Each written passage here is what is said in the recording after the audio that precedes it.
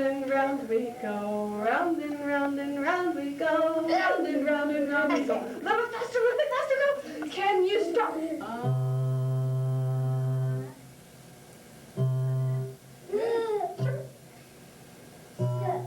What color? Red. Purple. Purple. Ready?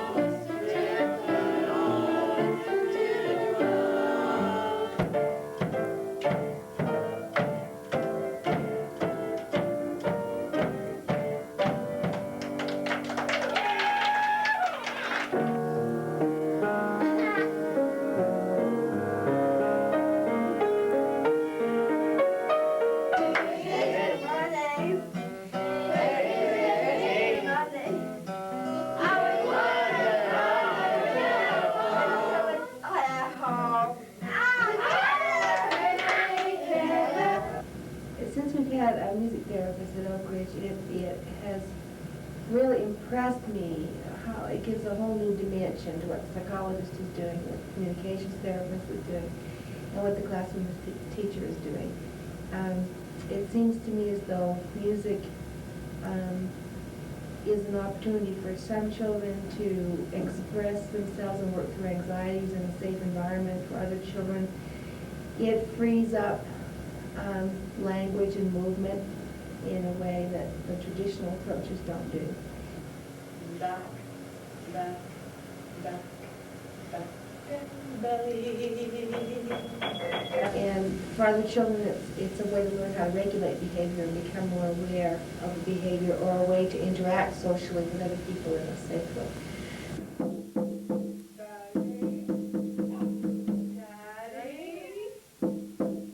But it always amazes me how quickly changes can sometimes program. No, drums.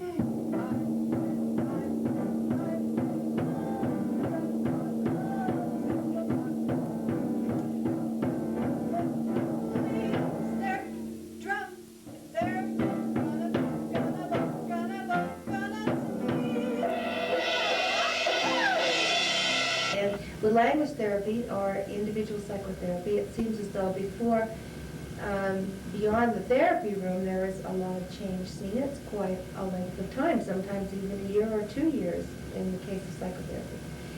But with music therapy, within a period of 3 weeks or less, with so many young people, I've just seen a marked change. Now, I can give an example of that out of many. I have a student who is 20 years old who has, for the 4 years I have been teaching her, has a significant response delay. Becky was always the one that we could count on to take 2 or 3 minutes before she would rise. Music therapy was begun in September of this year, and by the 2nd or 3rd week, Becky was routinely getting up almost immediately. Upon direction, not just from familiar people, but from new people that she was working with.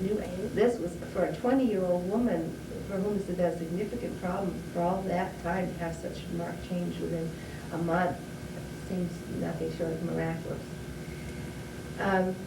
Another great impact music therapy has had upon students at Oakridge has been with the autistic.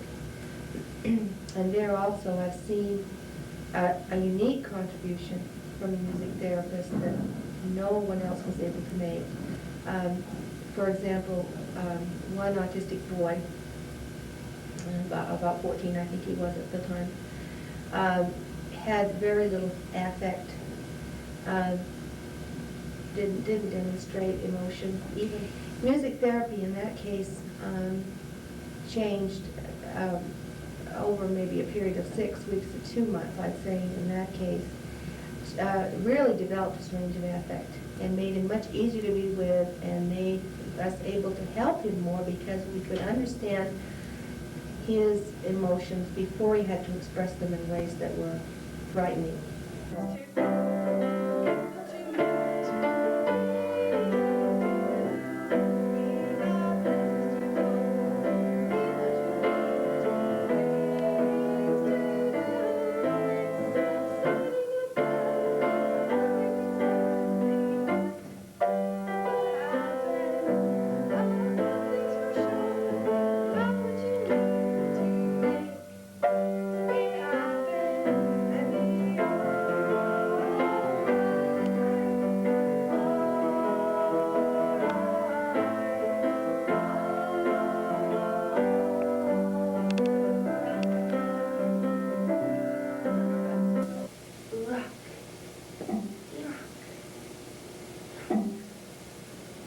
typically when mental health professionals consider treatment services for the mentally retarded or the intellectually handicapped, you don't, as a rule, think of the inner dynamics or feelings or emotions or unconscious processes working with these individuals, driving their behavior, or affecting specific behaviors. And my suspicion is that we don't, and myself included, don't think in those terms because we don't know and haven't known how to tap into those processes. Just in working with and watching the individuals in this particular school and in other settings, I'm convinced that those individuals are as driven by their inner feelings, unconscious processes, dynamics of relationships as anyone else is. And we're missing out if we don't try to tap into those motivations. Hello. Hello. Hello. Hello. Hello. Hello.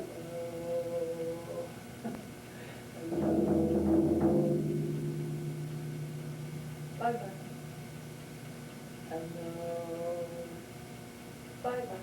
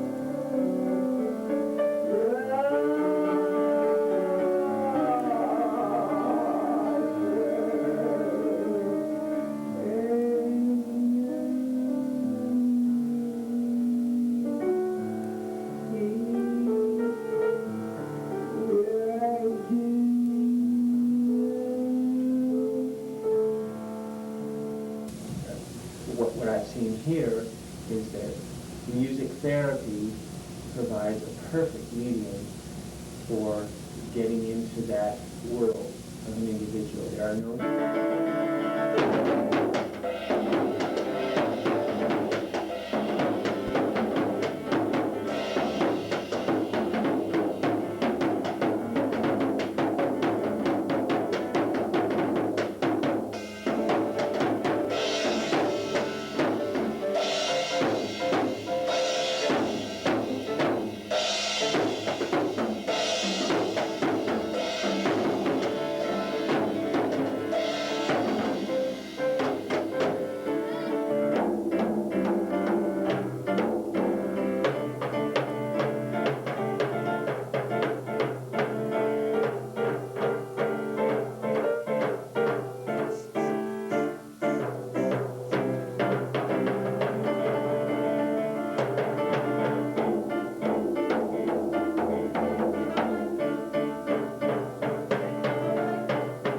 demands on verbal skills.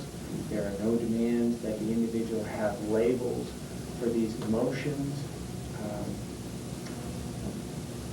for those feelings that the person has. It's a very non-threatening, fun, in fact, natural way to tap in to what may be going on.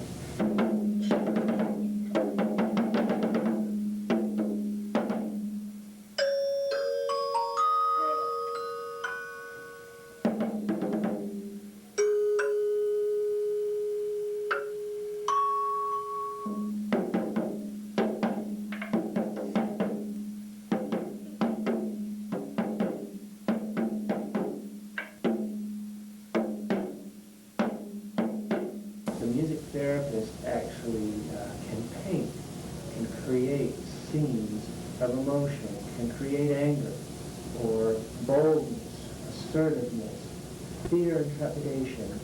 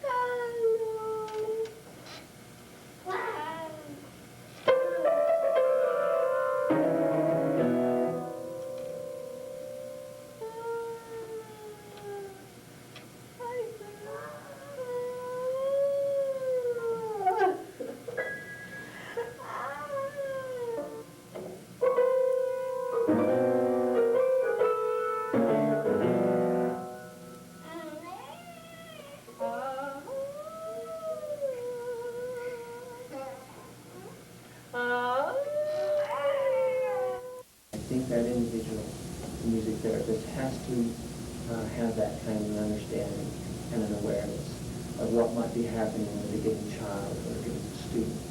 And then, through the music and through the milieu, create the kind of mood or atmosphere that helps that individual express, that provides for an open expression of his emotion, which brings it into awareness and then brings it into a realm of being able to deal with it. A girl.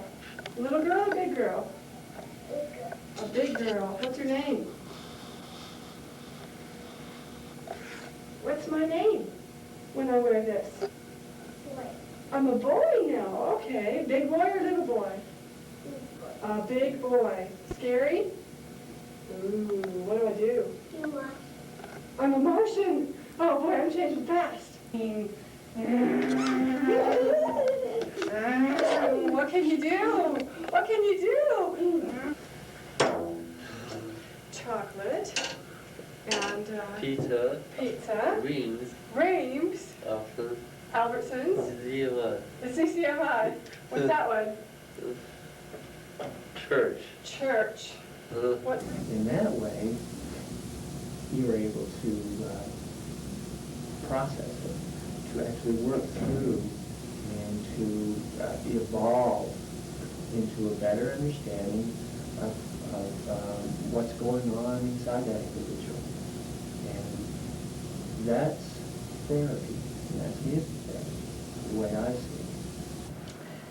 I feel that music therapy has really been a great help to me, because John has been a great lover of music, but he hasn't been able to pursue any music at home other than listening to records or tapes until he had music therapy at school.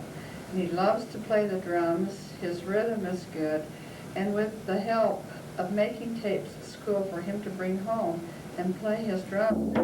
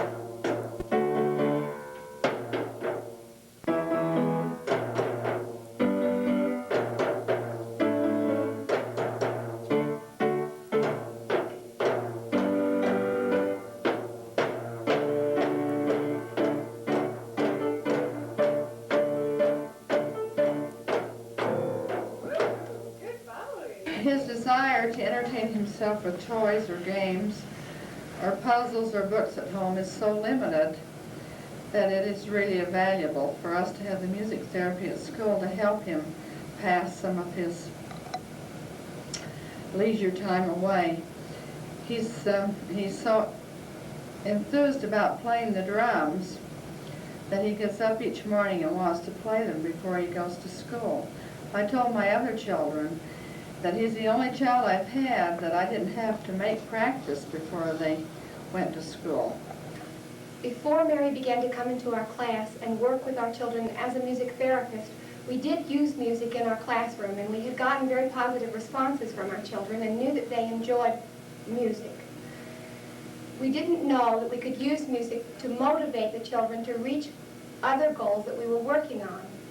Since Mary has been coming into our class as a music therapist, we've been able to sit back objectively and watch her and watch the children and their responses to her.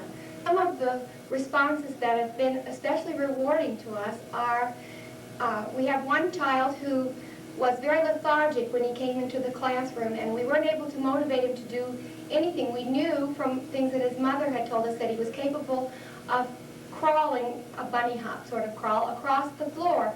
And we wanted to work on that and teach him to do a bilateral crawl, but we couldn't get him to do anything except sleep. And Mary came into the classroom and he turned on like an alarm and started following her around and trying to crawl to get to the auto harp. And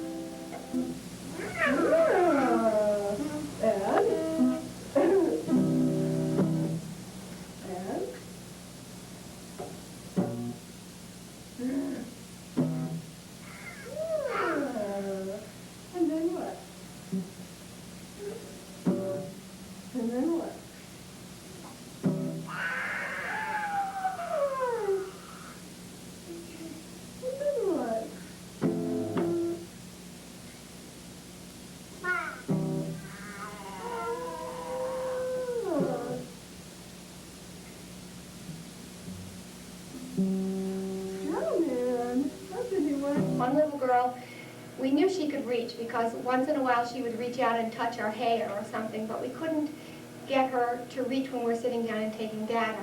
And we watched her every time Mary brings out the auto harp and holds it above her, she reaches her hand up to touch it. So we know that we just aren't motivating her with the right thing, that she is capable of reaching and we can keep working on it and not be discouraged. We also get a lot of vocalization from these physically handicapped children who have no language but need to interact, and we want to get them to vocalize as often as we can, and every time she's in the room we get lots of vocalization. We have one little boy with severe behavior problems, and just recently, it's taken him a long time to warm up, but recently in the classroom he has instigated some interaction and turn-taking with the musical instruments and with Mary herself. I have found music therapy to be very enlightening and exciting, and I would like to share some of the things that I've learned about music therapy and how I feel that it's been beneficial to me as a communication specialist. First of all, one of the types of therapy that I do here at Oakridge is play therapy. Some of the principles of play therapy involve expanding on what the child is saying, parroting back what you want from the child, engaging in parallel talk and play. What I'm especially excited about is our music therapist has found a way to do that with some of our multiply handicapped, severely and profoundly retarded children at a nonverbal level.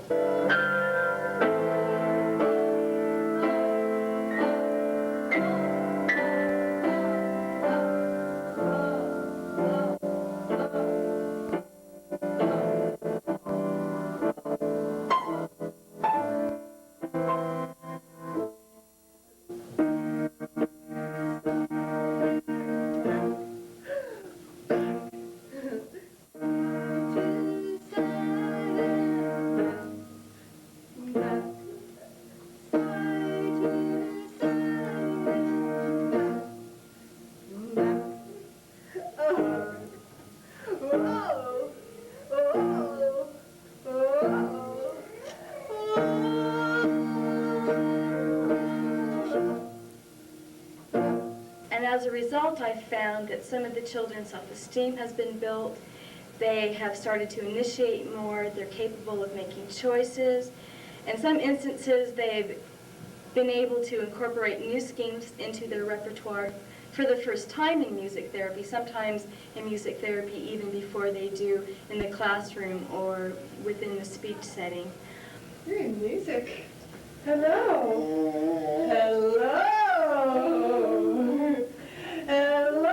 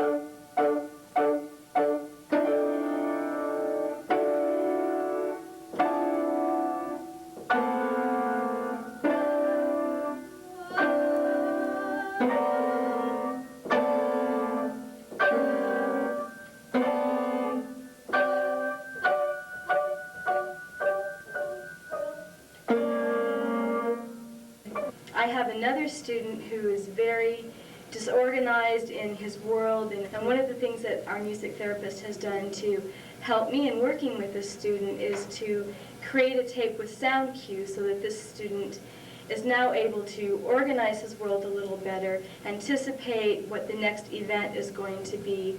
Transitions used to be really, really difficult for him, whether we were going from one activity to another or whether we were beginning or ending speech. And now, because of the sound cues that he is able to relate to, he understands his beginning and his end and the middle, and it's really been wonderful. Bobby's arms go up and down, arms go up and arms go down, arms go up and arms go down.